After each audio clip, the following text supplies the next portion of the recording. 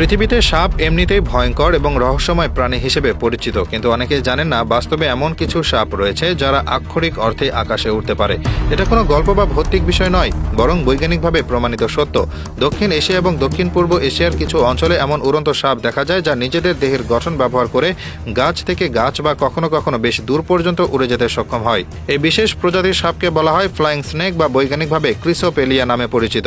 সাধারণত এই সাপগুলো দৈর্ঘ্য হয় 1 থেকে 1.5 মিটার পর্যন্ত। দেখতে অন্যান্য সাধারণ সাপের মতো হলেও এদের শরীরের বিশেষ গঠন এবং গতিশীলতার জন্য এরা উড়তে সক্ষম হয়। মূলত উড়ার জন্য এরা তাদের পেটের অংশ চ্যাপ্টা করে এবং শরীরকে বিশেষ ভঙ্গিতে বেঁকে নেয়। এরপর এক ধরনের গ্লাইডিং মুভমেন্টের মাধ্যমে এরা গাছ থেকে গাছ বা এক জায়গা থেকে আরেক জায়গায় উড়ে যেতে পারে। বিশেষজ্ঞরা জানিয়েছেন এই উড়ন্ত সাপের ওড়ার পদ্ধতি সম্পূর্ণ নিয়ন্ত্রিত এবং বৈজ্ঞানিক।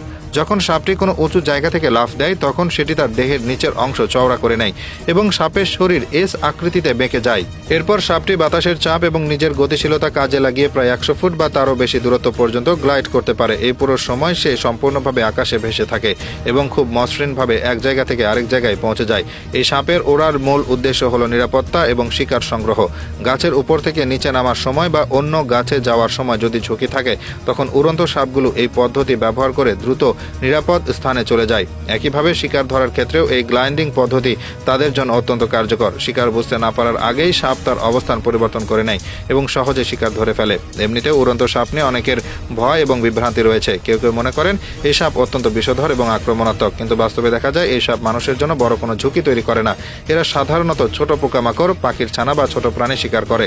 মানুষের সামনে খুব কমই আসে এবং আক্রমণের প্রবণতাও কম। তবে যেহেতু এগুলো উড়তে পারে তাই অনেক সময় হঠাৎ মানুষের চোখের সামনে এলে আতঙ্ক তৈরি হয়। উড়ন্ত সাপের বিস্তার মূলত দক্ষিণ এশিয়া, বিশেষ করে ভারত, শ্রীলঙ্কা, বাংলাদেশ এবং দক্ষিণ পূর্ব এশিয়ার বিভিন্ন অঞ্চলে বেশি দেখা যায়। এই সাপ সাধারণত বনে, পাহাড়ি এলাকায় বা গ্রামীণ অঞ্চলের বড় বড় গাছে বাস করে। শহরাঞ্চলে খুব একটা দেখা যায় না, তবে বন সংলগ্ন এলাকায় বসবাসকারী মানুষজন মাঝে মধ্যে এই সাপ দেখে থাকেন।